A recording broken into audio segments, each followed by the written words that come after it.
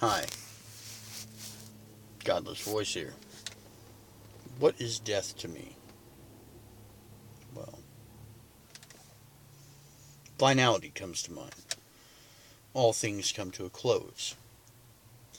Granted, when you think about the cosmos, there's not really a full understanding there. But everything within the cosmos has a beginning and has an end. The thing that we are created from, stardust, that started with the end of a star. It seems to me, and this is my little pet theory, all things start from a single point or a single place. Life starts from a very simple single place. Our solar system starts with a very simple single place. The elements that compose us, that started off with a star. The star blew up and created all these things through simple processes. When combined together, create complex processes. But if I could say that there is anything more universal than everything will change, I would say that the second most common reoccurring theme would be that from the simplest, you get complex. Nothing spontaneously becomes complex. There is no spontaneous, complex anything in the universe. It all started from simple little processes that eventually built up into something that was complex.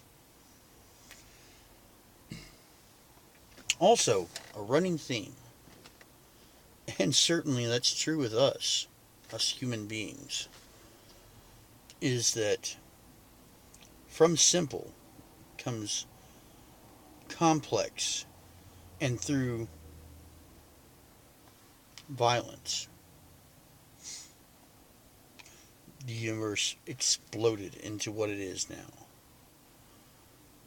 Exploding stars created the elements that we're conceived of. And our rise from a simple single cell organism to what we are today definitely had a violent beginning. If you take human history alone, just human history, it was based on survival. It was based on fighting for existence. It was violent. But we had simple thoughts back then. Now, we have tiled floors. We have vanity floors. We went from dirt floors to vanity floors. From the simple comes the complex. Death is a conclusion. And though movies like What Dreams May Come seems very interesting to me, I think it's a very interesting movie. I watched it and I thought, well, that's a very fascinating way of looking at the afterlife. But let's face it, it's not very realistic. Who wants to go on forever? I really don't think anybody with an informed mind really wants to go on forever or really expects to be able to go on forever. Eventually, the program becomes old. Our ability to cognizantly process information becomes old compared to the next generation. And because of that, we eventually become outdated. As human beings, as individuals, as whatever. We eventually become outdated. And it's at that point we should come to an end. So, death is a natural process of cleansing. I don't want to live past 90 or 100. I'm pretty sure I'll be bored out of my skull by that point. And the idea of being immortal, I used to be fascinated with that. I used to be very enthralled with the concept of being an immortal warrior for God. doing all these righteous deeds. And there should be a difference struck between righteous and good. Because while many of my ideas of what would be righteous meets the standards for good, not all righteous things do meet the standards for good. And whenever I say good, I don't mean good versus evil. It's amazing how many definitions I have to go through just to explain this now that I think of it. I don't mean good versus evil, I mean good versus bad. Productive versus counterproductive. Death is a cleansing process for this. The program becomes dated, it becomes obsolete, and it's time for it to go away. I can't imagine a thinking entity being able to actually continue processing through all this and remain relevant or useful. Perhaps simple processes like collecting energy, something like that. Sure, those become useful throughout time, but the simple processes which built us, those are the building blocks of who we are.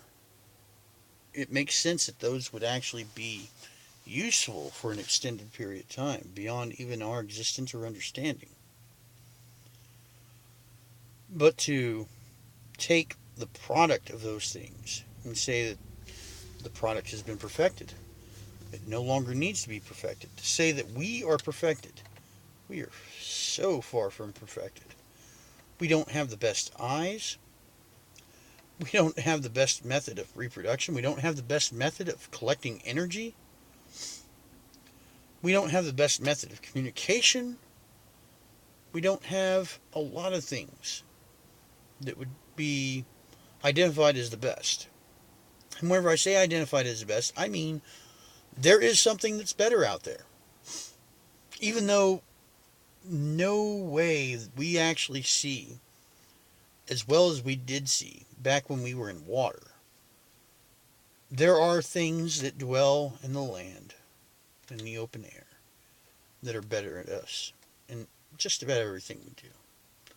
The only thing we're really, really good at is overcomplicating things. We make things way too complicated.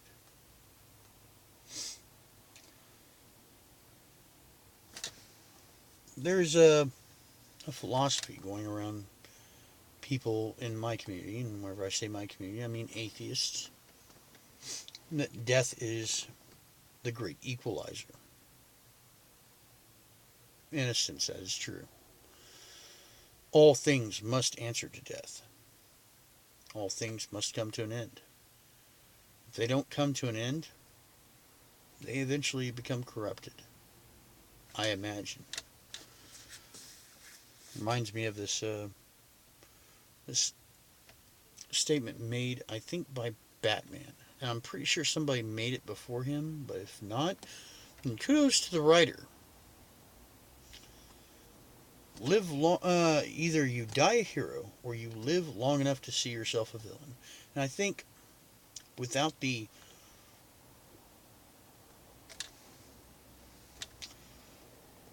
unnecessary baggage of that statement, either you'll be good and die good, or you don't die and you eventually become bad.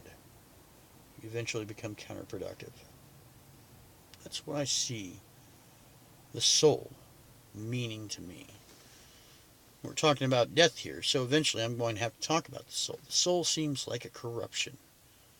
If such a thing existed, it would be corrupting the natural process of the cycle of life. You are born, you live, and you die. And in a greater advancement of that, you recycle. Your remains feed some other living organisms. And there's just 4 degrees. They're just in death, like a corpse. There are 4 degrees in which insects feed off of you. And are perpetuated because you died. That's just in your corpse. So these bits of, and those insects keep going on and they feed other life forms. It's a process. You eventually cycle through a chain. You eventually become a part of the everything. Not that you weren't already, because, hey, you're made of stardust. That's right, you're made of stardust. Pretty awesome, huh? But even that came from the death of a star. So, death ultimately ends up becoming a challenge for me. What can I do useful before I kick the bucket? Can I be useful before I kick the bucket? Well, obviously, I'm taking a shot at it. And I do that in every other aspect of my life for the most part. I work. People's packages are sent to their location by my hands. And they're packed away safely if I have any say in it.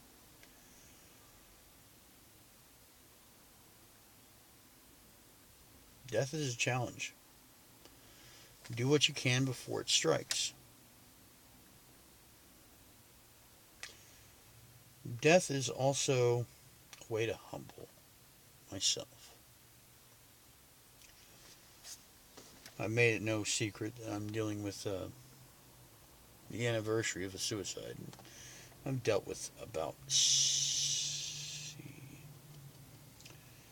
not personally, because that would be disingenuous, but I have dealt with 7 deaths in my family in less than a year. Either I knew them or I didn't. But if I didn't know them, somebody that I am directly influenced, impacted, and concerned with was influenced by it. So, 7 deaths in my family in the past less than a year. Got to be humble about that. It becomes very evident that my time isn't guaranteed. Although I'm probably going to live to see an old age, it's not certain. It's likely, and it's very probable, but it's not certain.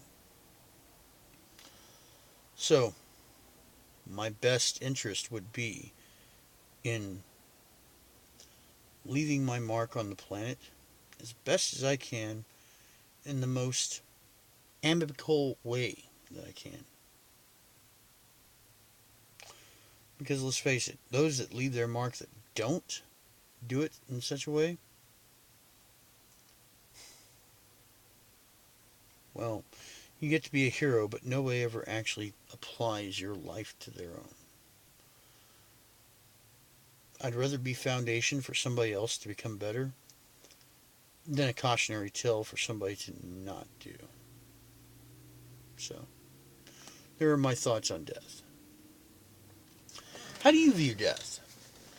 And this goes out to anybody. I used to view death as an altered state in which I go on to another consciousness, but it's not the case anymore. There's no reason for me to believe that. No other life do we accept that does that. So why am I so special? I'm not. And why would that not be existent on another planet? Why are there not multiple planets that are special? There's not. It all follows a simple process. And because we're afraid of that process, we make shit up for it.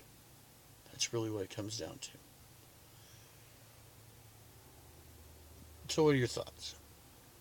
Respectably, even to the religious people, what are your thoughts about death? Leave it in the comments below. If you don't mind, like, subscribe, and share this video. I know it's a little long, but this will be wrapping up my death series for a while, so hopefully I'll pick something a little more simplistic for next week. Godless voice signing off.